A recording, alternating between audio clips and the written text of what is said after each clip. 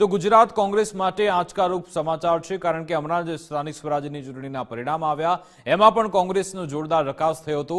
એ પહેલા લોકસભા ચૂંટણીના પરિણામ આપણે જોયા હતા, જેમાં એકમાત્ર બનાસકાંઠા બેઠક મળી હતી। થોડો આત્મવિશ્વાસ ચોક્કસથી હતો, પરંતુ સ્થાનિક સ્વરાજ્યના પરિણામ બાદ એ આત્મવિશ્વાસ પણ થમી ગયો હતો। અને હવે ગુજરાતમાં રાષ્ટ્રીય કોંગ્રેસનું અધિવેશન મળવા જઈ રહ્યું છે 8 અને 9 એપ્રિલે। એ પહેલા ગુજરાત કોંગ્રેસના એક નેતાએ મોટો ધડાકો કર્યો છે, તેના કારણે ગુજરાત કોંગ્રેસમાં કેવો આંતરિક કકડાટ ચાલી રહ્યો છે તે હવે ખુલીને સામે આવ્યું છે। જી હા, ગુજરાતમાં રાષ્ટ્રીય કોંગ્રેસના અધિવેશન પહેલા મોટો કકડાટ સામે આવ્યો છે। વધુ એક કોંગ્રેસી નેતાના બગાવતી સૂર જોવા મળી રહ્યા છે। પ્રદેશ કોંગ્રેસના નેતૃત્વ સામે વધુ એક નેતાએ સવાલ ઉઠાવ્યા। કોંગ્રેસ પ્રવક્તા મનન પટેલે મલ્લિકાર્જુન ખડગેને વિનંતી કરી ગુજરાત પ્રદેશ સમિતિમાં ઉચ્ચ સ્તરીય તપાસની માંગ કરી છે। જવાબદાર નેતાઓ સામે કાર્યવાહી થાય, દંડાત્મક કાર્યવાહી થાય તેવી માંગ કરી। ગુજરાત પ્રદેશ કોંગ્રેસમાંથી 75 થી વધુ મોટા નેતાઓએ પાર્ટી છોડી છે। કેટલાકે પ્રદેશ નેતૃત્વ પર ગંભીર આરોપ લગાવ્યા હતા।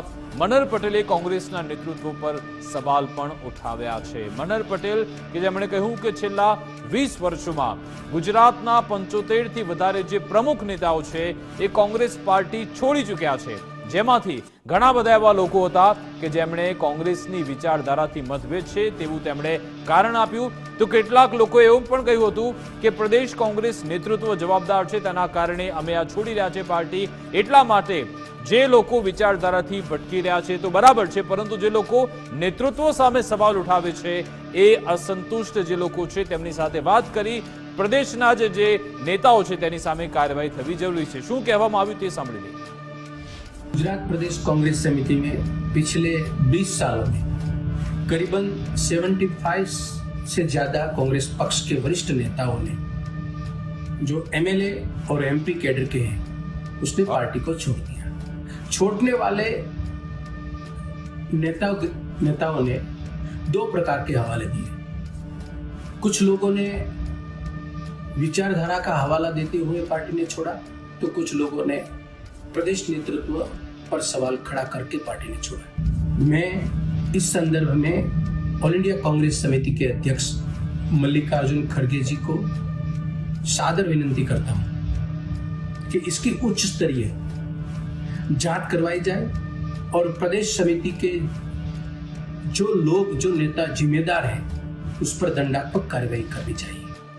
તો મનન પટેલનું ટાઈમિંગ જોરદાર છે, કારણ કે હવે આવતા જ મહિને અહીંયા રાષ્ટ્રીય અધિવેશન કોંગ્રેસનું મળવા જઈ રહ્યું છે। વાત અલગ છે કે કોંગ્રેસને જગ્યા નથી મળી, પરંતુ જગ્યા નક્કી થાય, અધિવેશનનો એક એજન્ડા નક્કી થાય એ પહેલા તો એક કકડાટ ગુજરાતમાંથી સામે આવ્યો છે, એક ગુગલી ફેંકવામાં આવી છે હવે મનહર પટેલ તરફથી। હવે મનહર પટેલે અચાનક કેમ એવું યાદ આવ્યું કે પ્રદેશ નેતૃત્વ સામે કાર્યવાહી થવી જોઈએ, જે પણ જવાબદાર નેતાઓ છે આખરે કોના કારણસર આ બધા નેતાઓ પક્ષ છોડીને ગયા છે તેની સામે હવે નવેસરથી તપાસ થવી જોઈએ। તેમણે ટાઈમિંગ જોરદાર લીધું છે, અથવા તો તે લાઇમલાઇટમાં આવવા માંગે છે, અથવા તો કહી પે નિગાહે કહી પે ઇશારા એવું છે, અથવા તો કોઈ પ્રેશર પોલિટિક્સ અપનાવી રહ્યા છે। એનો જવાબ તો મનહર પટેલ પોતે જ આપી શકે, પરંતુ આ બધાથી એ સ્પષ્ટપણે સામે આવી રહ્યું છે કે ગુજરાત કોંગ્રેસ દિશાવિહીન છે। જી હા, ગુજરાત કોંગ્રેસના એક નેતા પોતે કહે છે કે આટલા વર્ષોમાં 75 નેતાઓ કોંગ્રેસ છોડીને જતા રહ્યા છે, છતાં પણ તેની કોઈ દરકાર કરવામાં નથી આવી, કોઈ દરકાર લેવામાં ના આવી।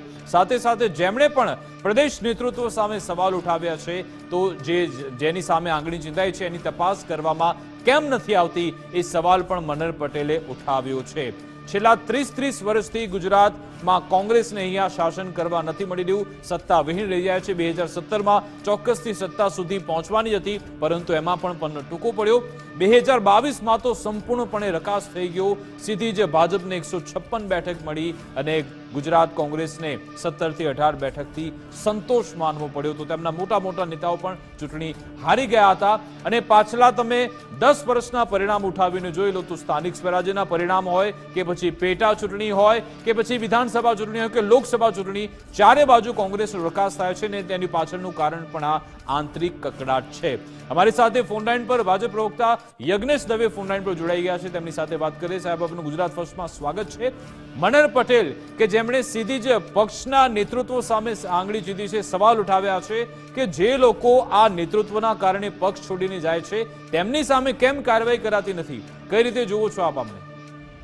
જ્યારે કોંગ્રેસના કોઈ નેતાઓ પક્ષ છોડીને ભારતીય જનતા પાર્ટીમાં જોડાતા કે બીજી કોઈ અન્ય જગ્યાએ જોડાતા અથવા તો પક્ષ છોડતા અથવા તો ધારાસભ્યો હોય પણ પક્ષ છોડતા હતા, ત્યારે કોંગ્રેસના સભ્યો અથવા તો કોંગ્રેસના નેતાઓ એવી વાત કરતા હોય કે એમને દબાણ કરીને કે એવી રીતે ભારતીય જનતા પાર્ટીમાં લઈ ગયા છે.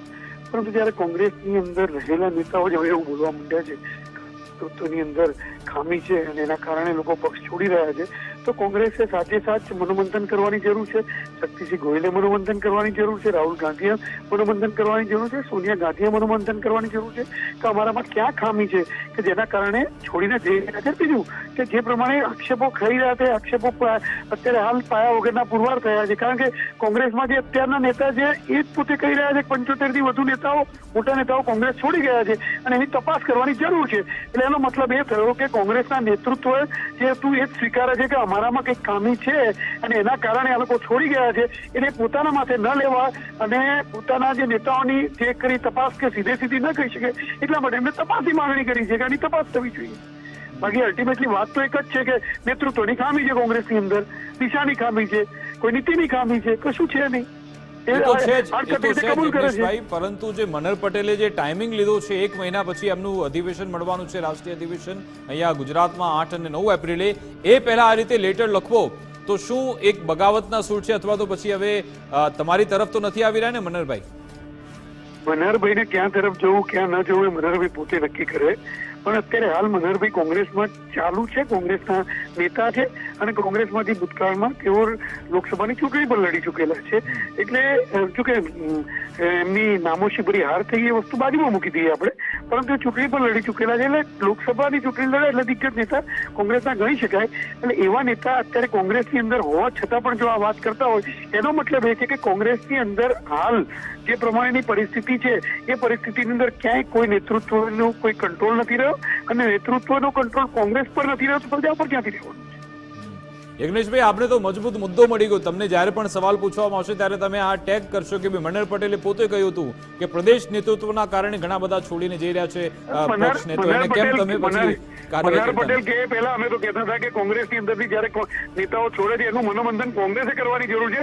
ભારતીય જનતા પાર્ટીમાં કેમ જોડાય છે એ વસ્તુ તમે છોડી દો, પણ તમારા ત્યાંથી કેમ નીકળે છે ને એનું મનોમંથન તમારે કરવાની જરૂર છે એ અમે સ્પષ્ટ કહેતા હતા. બિલકુલ બિલકુલ, આભાર યજ્ઞેશભાઈ અમારી સાથે જોડાવા બદલ, વાતચીત કરવા બદલ. તો ભાજપનું કહેવું છે કે અમે તો પહેલાથી જ કહેતા હતા કે કોંગ્રેસ દિશાવિહીન છે, નેતૃત્વવિહીન છે અને હવે પક્ષના નેતાઓ જ તેનું હવે સ્પષ્ટીકરણ કરી રહ્યા છે, એટલે અમારે આમાં કશું જ કહેવાનું રહેતું નથી. અને મનહર પટેલ કે જે 2019માં લોકસભા ચૂંટણી લડી ચૂક્યા છે, વિધાનસભા બોટાદની ચૂંટણી પણ લડી ચૂક્યા છે, તેમને તક પણ આપવામાં આવી હતી. આપણી સાથે ભાજપ નેતા જયરાજસિંહ જોડાઈ ગયા છે, તેમની સાથે વાત કરીએ. જયરાજસિંહ, આપનું ગુજરાત ફર્સ્ટમાં સ્વાગત છે.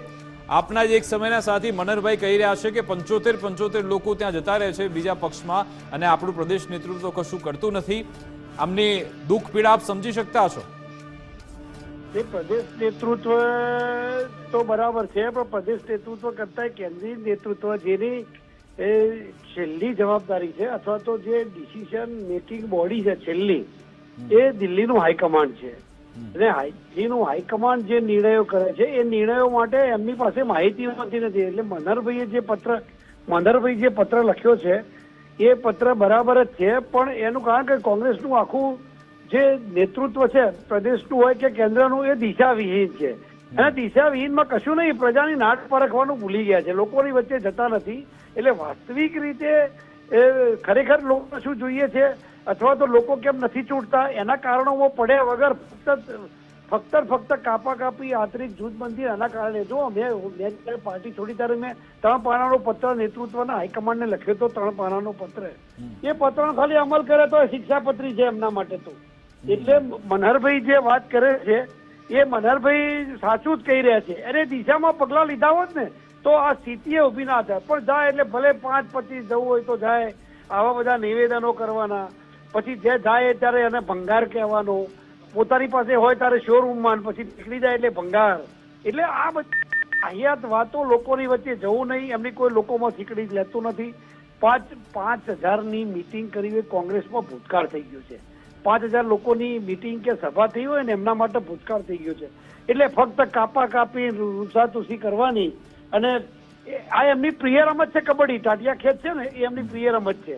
અને એના કારણે જ એટલે મનહરભાઈ જે પત્ર લખ્યો છે એ મનહરભાઈ ગળે આવી જ ગયા છે. એટલે હવે મનહરભાઈ તૈયારી છે, કૂદવાની તૈયારીમાં જ હશે એવું લાગે છે મને.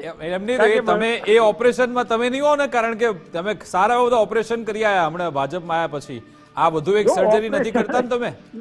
ના, વિકાસ ઓપરેશન કરતા હું તો એવી વાત કરું છું કે તો એ પેલી ભાજપની જોઈનિંગ કમિટી છે એનો હું સભ્ય છું, એટલે સ્વાભાવિક છે. એ પણ મારી વાત તોડફોડ કમિટી કે જોઈનિંગ કમિટી? એ હવે તોડફોડ કમિટી તો તમારો શબ્દ છે, પણ એનું પવિત્ર નામ છે જોઈનિંગ કમિટી છે. બરાબર. અને એ જેને આવું એને મૂળ તો સ્ક્રીનિંગ કમિટી છે એકચ્યુઅલી તો. અચ્છા. પણ એના કરતા હું જુદી વાત કરું છું કે અંદર જે ત્યાં છે ને, હું તમને કહું, ભરતસિંહ સોલંકીનો જન્મદિવસ ઉજવ્યો, એનો 10,000 લોકો ભેગા કર્યા. એ શેના માટે કર્યા? એ નરેન્દ્ર મોદી સાહેબ ને અમિતભાઈ દેખાડી દેવા માટે નતો, એ એમના શક્તિસિંહ ને રાહુલ ગાંધીને દેખાડી દેવા માટે હતો.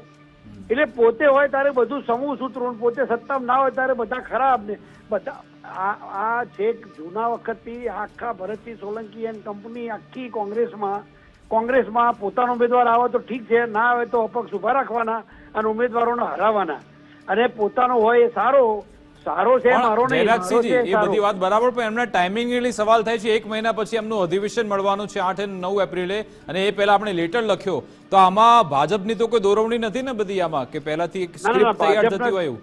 ના, એમાં ભાજપને કશું લેવા દેવાય નથી. આ તો તમે મારી પ્રતિક્રિયા પૂછી અને હું ત્યાંથી કંટાળીને રીબાઈને આવેલો છું, એટલે મેં પ્રશ્ન પૂછ્યા કે ત્યાં સ્થિતિ આ છે. અને ત્યાંનો કાર્યકર્તા જે છે ને, હું એક વાત કહું, કોંગ્રેસનો જે કાર્યકર્તા છે વાસ્તવિક ધરાતલ સ્થિતિ જાણતો નથી.